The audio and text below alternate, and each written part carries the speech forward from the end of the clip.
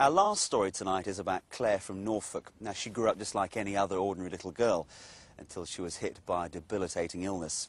There's no known cure, and it can affect even the healthiest of people. Claire let me spend a week with her so I could get an insight into her lonely life with ME. I was first diagnosed when I was 12 years old. It was 2 years after I first became ill. I'd been to lots of different GPs and they'd all said that it was everything from bullying to period pains to migraines, and basically none of them knew what was going on.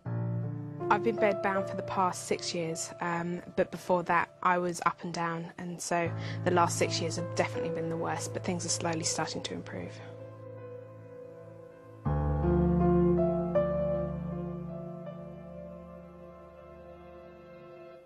It's kind of a perspective on a world that when I'm trapped inside a room I can still see, you know, things that are going on outside, and it's very relaxing to watch, just to kind of see, you know, the animals that don't have any problems, don't have any worries, just, you know, all they do is, you know, feed and sleep, and you know, sometimes that feels like pretty much all I do.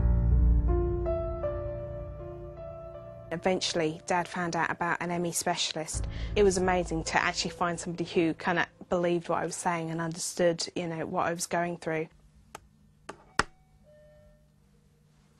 I had to ring a bell for Mum to get her to come up and see me because it takes too much energy just to go to the top of the stairs and call down. Morning, Claire. Morning.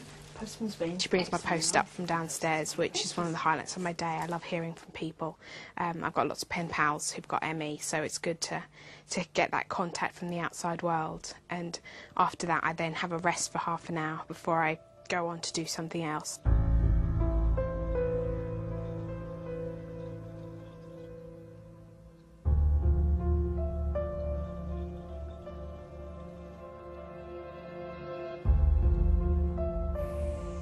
What would you like for breakfast this morning? Can I have some toast and some tea? Maybe some honey? Yep, I can get that for you.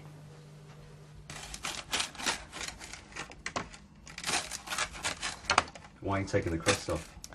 It just saves her some chewing, because chewing takes a lot of energy, and it just means energy left for doing something else in the rest of the day.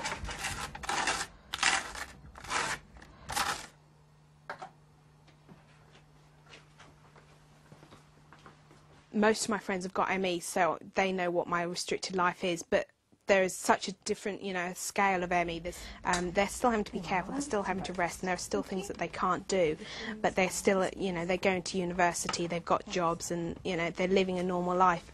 And that can be quite hard to hear about it, because I know they're still going through things, and I know they're still ill, but I wish that I was at that level of illness kind of thing. I wish I could be, you know, having the energy to do that.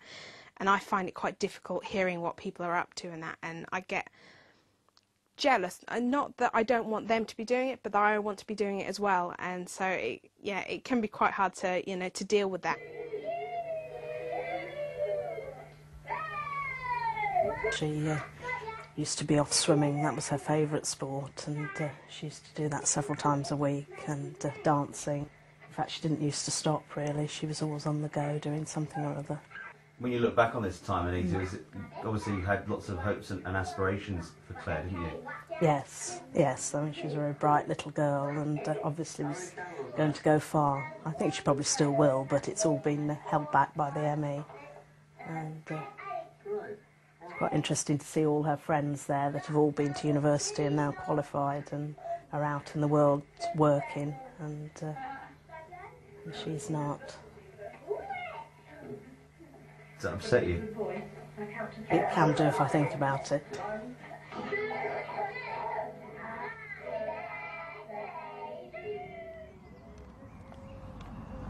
Blackbird. Yeah, blackbird. Yeah.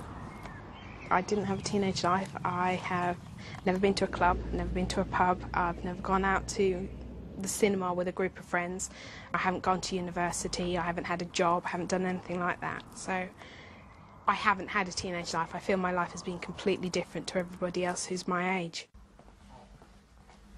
Do you want me to start serving rice? Yes, please. Okay. When we were at the very lowest, I have an expression, get, do, and she was so low that you couldn't say a full sentence to her, and a kiss from Claire was literally just, she put a finger out and I just touch a finger, and the two words, get or do, was signify, can I get anything, can I do anything?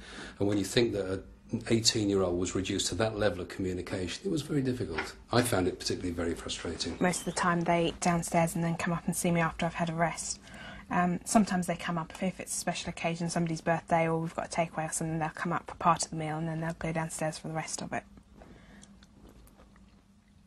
I have to use plastic cutlery to do everything to be able to eat, because metal cutlery is too heavy and it's hard work and it uses extra energy before you count the energy of actually digesting the food. Do you find it quite lonely? Yes. Yeah, when I was only able to talk for about 30 seconds at a time, that was definitely the hardest thing, being able to kind of get the interaction in that very short space of time. And there was the majority of the time I was on my own, and it was very, very boring and very lonely. So now I see them for a lot longer and I can talk for a lot longer. So it's not as bad as it was, and definitely, you know, but it's still difficult. It's hard, you know, being trapped in a room and not being able to go down to meet, you know, to see them. When I want company, I have to call them to come up and see me. It was very disruptive. In the early days, I felt like a great gaping void. It was almost like a death, like a bereavement, someone who'd been involved.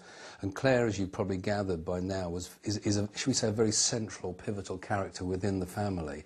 And to suddenly have someone who was bright and vibrant and interactive just suddenly drops away, fades out, just left a gaping void, so that a meal table, up until she was 8 or 9, was set for 4, and suddenly it was only set for 3. It's pulled us and it's tested us to our measure. It's certainly, from a marriage point of view, it's been very difficult at times, although at the end of the day I would say that we're far closer. Certainly, you know, I think all 4 of us. If I concentrated on the 4 walls, on the door, on the window, how I can't really get out, it feels like being in a cage, but if I think like that, it's going to feel worse and it's not going to help, because I can't do anything, I can't change it, so I just get on with it and try and make this life as, you know, as much as possible and do what I can. The worst thing is that I can't do anything to help really get her better.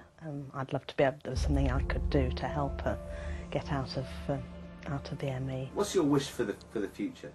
My wish is to be well, is to be healthy and to live a normal life, to have all the opportunities that everybody else has and to be able to take them up and do what I want when I want, to have a career and meet someone, get married, have children, just the normal things that everybody wants. That's all I've ever wanted.